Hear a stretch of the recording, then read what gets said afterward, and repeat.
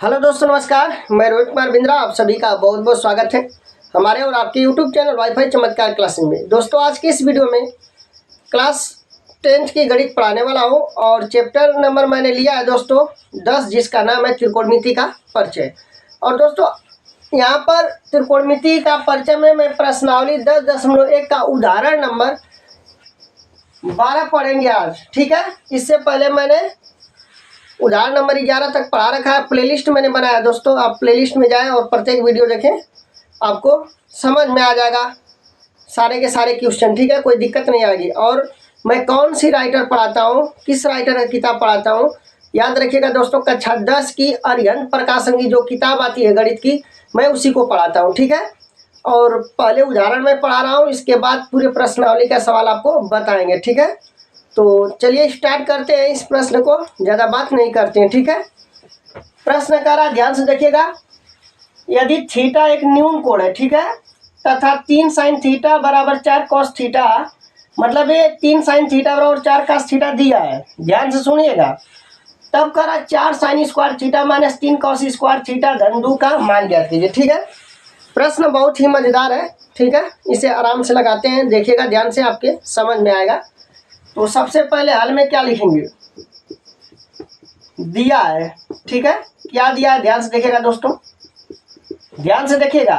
3 sin theta बराबर 4 cos theta दिया है, तो 3 sin थीटा बराबर क्या लिखेंगे, 4 cos थीटा। ठीक है, इधर cos का गुणा है तो इधर भाग हो जाएगा, 3 का इधर गुणा है तो 3 का भाग हो जाएगा। तो आप क्या करिए, cos को इधर लाइए, तो इसे लिखेंगे क्या, 3 sin थीटा बटा में क्या होगा दोस्तों, cos थीटा बराबर क्या होगा, 4। यहाँ तक समझ में आपके बात आ गई? यस सर, आ रही है समझ में। 3 का इधर गुणा है तो 3 का भाग होगा, यानी आप लिखेंगे क्या दोस्तों, sin थीटा, अब बटा में क्या होगा, cos थीटा बराबर 4 बटा क्या हो जाएगा, 3। ठीक है, यहाँ तक तो बात आपके समझ में आ गई होगी। ठीक, मैं एक फार्मूला आपके बताया था, याद रखिएगा। ठीक है, मैं एक फार्मूला आपके बताया था, ध्यान दीजिएगा। जब sin थीटा बटा cos थीटा होता है तो इसको हम क्या कहते हैं, इसको हम tan थीटा कहते हैं, याद रखिएगा। जब sin थीटा बटा cos थीटा रहता है तो दोस्तों याद रखिएगा, इसको हम tan थीटा कहते हैं। ठीक है, तो अब बताइए, यहाँ पर sin थीटा बटा cos थीटा है तो इसे आप क्या कहेंगे, tan थीटा कहेंगे। क्या कहेंगे, tan थीटा बराबर 4 बटा क्या आ गया, 3 बराबर tan थीटा बराबर 4 बटा 3 है। तो tan थीटा बराबर लंब कड़ा आधार में संबंध क्या होता है, लंब बटा के आधार होता है। tan थीटा बराबर क्या होता है, लंब बटा के आधार, मतलब हमें लंब का वैल्यू 4 मिल गया, आधार का वैल्यू क्या मिल गया, 3 मिल गया। ठीक है, यहाँ से हम कर्ण निकालेंगे।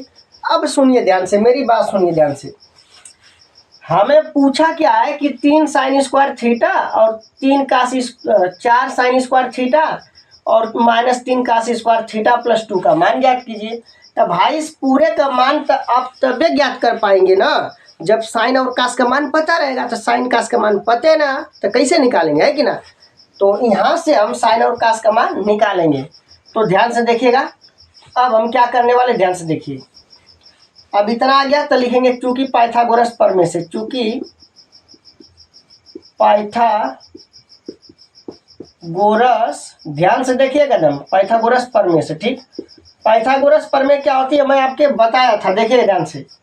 कर्ण का स्क्वायर बराबर लंब का स्क्वायर प्लस क्या होता है, आधार का वैल्यू। ठीक है, तो लंब का वैल्यू कितना है, 4 है, तो यहाँ पर कर्ण का स्क्वायर रहने दीजिए, लंब के जगह रखिए 4, तो 4 का स्क्वायर होगा प्लस आधार का वैल्यू 3 है, तो यहाँ पर आप लिखिएगा क्या, 3 का क्या होगा, स्क्वायर। ठीक है, अब दोस्तों 4 का वर्ग करेंगे तो 16, 3 का वर्ग करेंगे तो 9। ठीक है, 16 9 जोड़ दीजिए,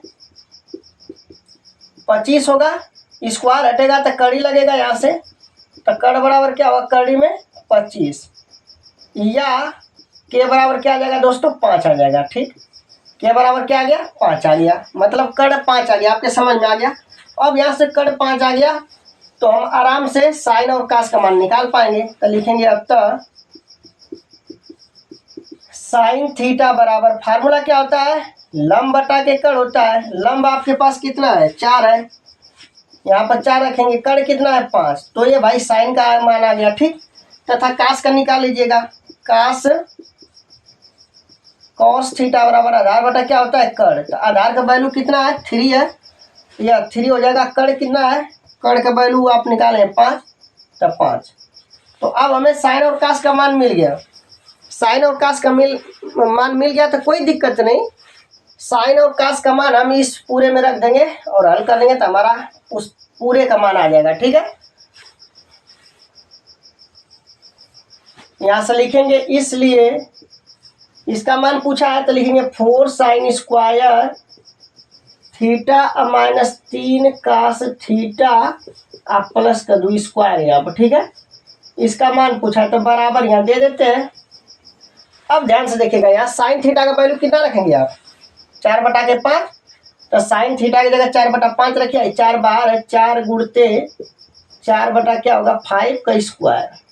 ठीक है, ध्यान से सुनिएगा, साइन थीटा का वैल्यू 4/5 है तो मैं साइन थीटा की जगह 4/5 रखूंगा, लेकिन यहाँ पावर 2 है तो पावर 2 दे दूंगा। ठीक, माइनस 3 गुणते कास थीटा का वैल्यू कितना है 3/5 है, तो यहाँ से 3/5 आप लिखेंगे का स्क्वायर करेंगे, प्लस का 2 तो ये है। ठीक है, अब दोस्तों इसी को हल कर दीजिए। जब इसको हल कर देंगे तो इस पूरे का मान ज्ञात हो जाएगा और हमें इस पूरे का मान ही पूछा था। ठीक है, तो हल करते हैं इसको, ध्यान से देखिएगा।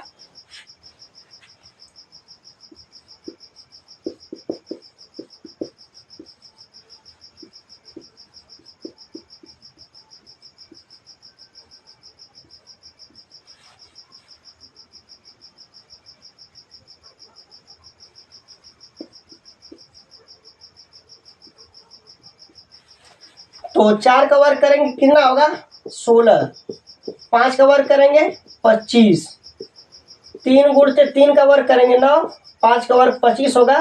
अब प्लस है 2 है, 2 को रहने दीजिए, उतार लीजिए जैसा का तैसे। 4 का गुणा 16 में 16 चौका 64 बटा के 25 माइनस 9 त्रिके 27 बटा में 25 प्लस 2 को आप 2/1 लिख सकते हो।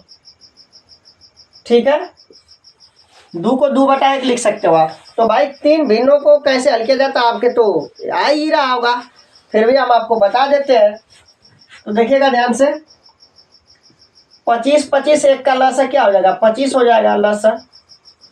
लसा कितना हो जाएगा 25, 25 लसा आ गया तो 25 में 25 से भाग देंगे, एक बार जाएगा, 1 का गुणा 64 में 64 1 का 64 माइनस इस 25 से 25 में भाग देंगे, एक बार 1 का गुणा 27 में 27 1 27 प्लस 1 का भाग देंगे 25 में तो 25 बार जाएगा, 1 लेंगे 25 में भाग देंगे तो 25 बार जाएगा, 25 के गुणा 2 में करेंगे, 25 दूना का होगा 50।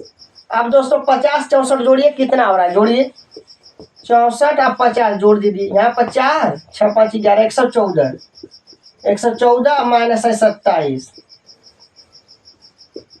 ठीक है, अब बटा में क्या है 25 है, बटा में क्या लिखे हुआ 25। ठीक, अब दोस्तों क्या करिएगा ध्यान से देखिएगा, मैं आपको बता दे रहा हूं। ठीक है, 144 है, क्या है 144, 44 नहीं 100, यहाँ पर 114 है। ठीक है, 100 कितना है 14, क्योंकि 64 50 जोड़ेंगे तो 114 आएगा। अब 114 में से 27 घटाइए, चलिए घटाते हैं। 27 घटाएंगे आप तो 10 4 14 7 आएगा, और यहाँ पर 10 में से 2 निकलेगा, कितना बचेगा तो भाई 8 बचेगा। ठीक है, 8 बचेगा 87, 114 में 27 घटाएंगे तो 87 बटा में क्या होगा 25, और इसे 87 में 25 का भाग देंगे तो 87 बटा 25 को आप इस प्रकार भी लिख सकते हैं। क्या लिख सकते हैं आप 3 सही 12 बटा में 25, मतलब 25 से इसमें भाग देंगे तो इतना आप लिख सकते हैं। ठीक है, तो यह रहा करेक्ट आंसर। उम्मीद है कि समझ में आ गया होगा यह प्रश्न। ठीक है, तो नोट कर लीजिएगा, 87 बटा 25 को आप इस प्रकार भी लिखेंगे। कैसे आया है 25 के इसमें भाग देंगे तो जितना बार जाएगा उसी को, इस जो शेषफल बचेगा उसी को लेकर हम इस प्रकार से लिखते हैं। ठीक है, तो दोस्तों नोट कर लीजिएगा।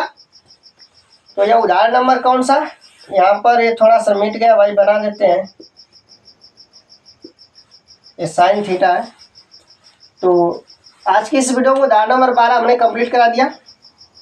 ठीक, तो दोस्तों यदि यह वीडियो आपको अच्छा लगा होगा तो लाइक शेयर एंड सब्सक्राइब जरूर करिएगा। जय हिंद, जय भारत।